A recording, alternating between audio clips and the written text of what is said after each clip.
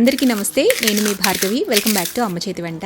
ఈరోజు వీడియోలో నేను పిండి వడియాల రెసిపీని మీతో షేర్ చేయాలనుకుంటున్నాను. ట్రెడిషనల్ మెథడే మీతో షేర్ చేస్తున్నానండి. అంటే మన అమ్మలు అందరూ పెట్టే పిండి వడియాలన్నమాట. అసలైన పద్ధతి, అసలైన ప్రాసెస్, అసలైన కొలతలు. మనం చిన్నప్పటి నుంచి తింటున్న బియ్యం పిండి వడియాలండి ఇవి. జనరల్గా పిండి వడియాలంటే చాలా మందికి విరిగిపోతూ ఉండటము, లేదా మందంగా వచ్చేసేసి గట్టిగా రావటం ఇలాంటివి జరుగుతూ ఉంటాయి.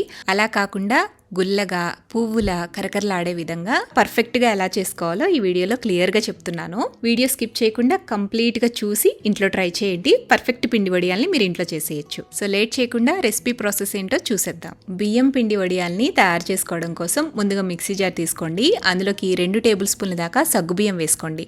సన్న సగ్గుబియ్యం అయినా పర్వాలేదు, పెద్ద సగ్గుబియ్యం అయినా పర్వాలేదు. సగ్గుబియ్యాన్ని వేసి మెత్తటి పొడిలాగా గ్రైండ్ చేసుకోవాలన్నమాట. ఫస్ట్ ఇలా మెత్తగా పిండిలా గ్రైండ్ చేసుకుని పక్కన పెట్టండి. ఇప్పుడు ఒక గిన్నె తీసుకుని అందులోకి 1 కప్పు దాకా బియ్యం పిండి వేసుకోండి. ఇది పొడి బియ్యం పిండి. ఇంట్లో చేసుకున్నదైనా మార్కెట్ నుంచి తెచ్చిందైనా వాడచ్చు.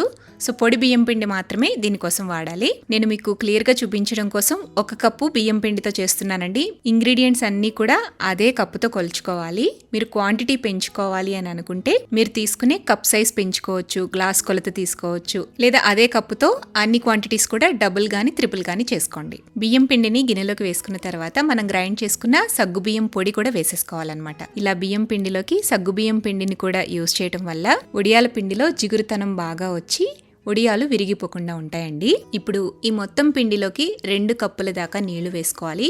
ఫస్ట్ 1 కప్పు దాకా నీళ్లు వేసి కలిపేసేసి ఆ తర్వాత ఇంకొక కప్పు వేసుకోండి.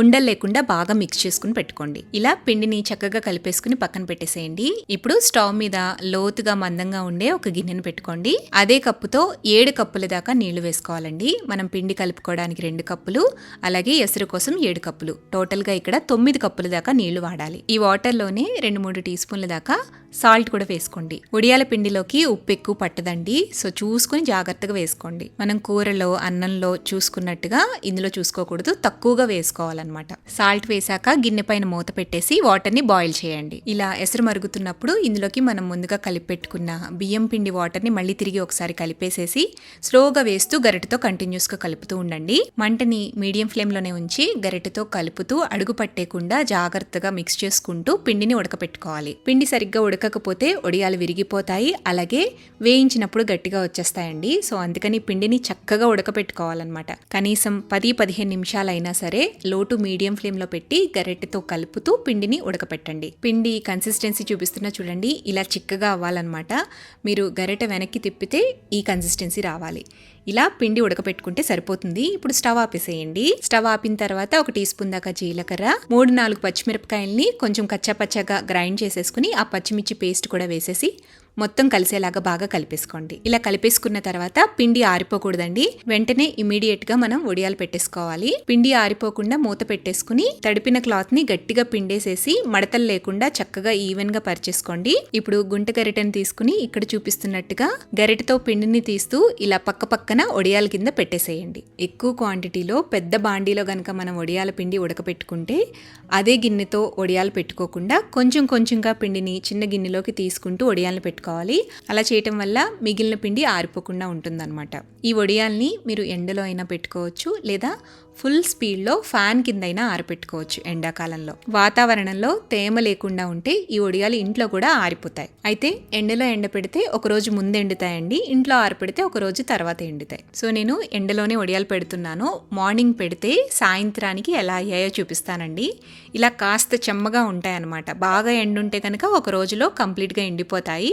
కాస్త అటు ఇటుగా ఉంటే ఇలా కొంచెం చెమ్మ అనేది ఉంటుంది వడియాలకి. సాయంత్రానికి ఇంట్లో ఫ్యాన్ కింద పెట్టేసేయండి. ఒక 2 డేస్ కంప్లీట్గా ఎండిన తర్వాత వడియాలు ఇలా పూర్తిగా డ్రైగా అయిపోతాయండి. ఇలా డ్రైగా అయిన తర్వాత ఇప్పుడు ఈ క్లాత్ నుంచి మనం వడియాలు పక్కకు తీసుకోవాలన్నమాట. క్లాత్ బ్యాక్ సైడ్ కాస్త వాటర్ని చిలకరిస్తే కనుక ఇది కొంచెం సాఫ్ట్గా అయి నానుతుంది. ఆ తర్వాత వడియాలు ఈజీగా వచ్చేస్తాయండి. ఇలా వడియాలన్నిటినీ కూడా సపరేట్ చేసేసుకుని ఒక పళ్ళెంలోకి వేసుకోండి. ఇప్పుడు ఈ పళ్ళాన్ని బాల్కనీ ఎండలో అయినా లేదా మేడపైన ఎండలో అయినా ఒక రోజంతా ఉంచితే సరిపోతుంది.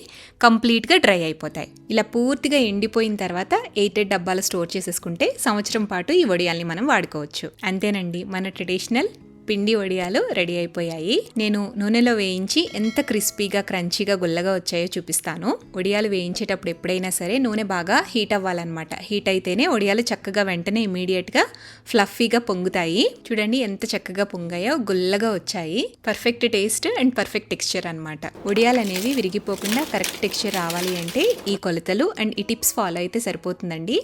ఈ ఎండాకాలం మీరు పిండి వడియాలు పెట్టాలి అనుకుంటే ఈ వీడియో ఒక్కటి చూస్తే సరిపోతుంది. చక్కగా ఇంట్లో పిండి వడియాలు మనం పెట్టేసుకోవచ్చు. ఇలాంటి ఎన్నో టేస్టీ పిండి వడియాల రెసిపీస్ మన ఛానల్లో చాలా ఉన్నాయండి.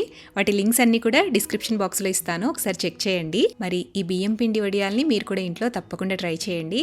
ట్రై చేసి టేస్ట్ చేసిన తర్వాత మీ ఫీడ్బ్యాక్ని నాతో షేర్ చేయడం మర్చిపోవద్దు. వీడియో నచ్చితే లైక్ చేయండి, మీ ఫ్రెండ్స్కి రిలేటివ్స్కి షేర్ చేయండి. మరిన్ని టేస్టీ సింపుల్ క్విక్ రెసిపీస్ కోసం అమ్మ చేతి వంట ఛానల్ని సబ్స్క్రైబ్ చేయండి.